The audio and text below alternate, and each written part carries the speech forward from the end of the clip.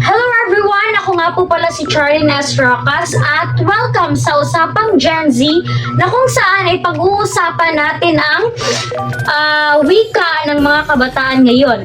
So, meron akong inimbita dito na isang certified Gen Z na mahilig gumamit ng trending words.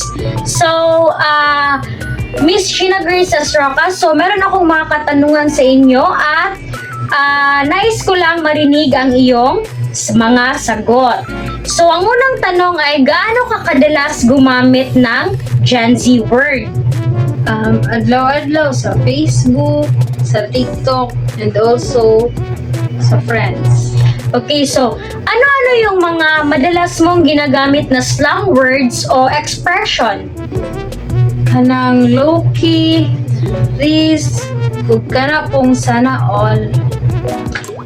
Okay, so ano naman ang kahulugan o vibe ng mga salitang ito para sa iyo bilang kabataan?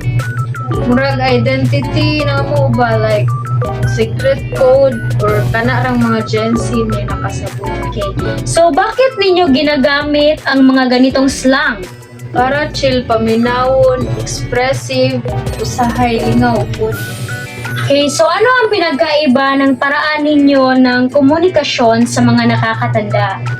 Kay dali man may maka-adapt og bagong trend niya ang mga ulang dili. Okay, so sa tingin mo, nakabubuti o nakakasama ba ang paggamit ng wika ng mga kabataan? Depende siguro.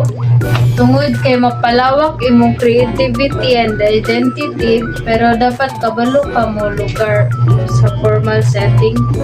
Okay, tama.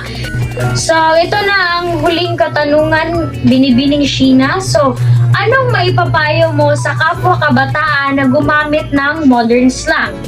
Ang ako rang mastorya is be authentic and gamita pod ang wika sa self-expression and respetuhi pod ang uban. Okay, so ayun mga ka-Gen Z, narinig na natin ang kanyang sagot.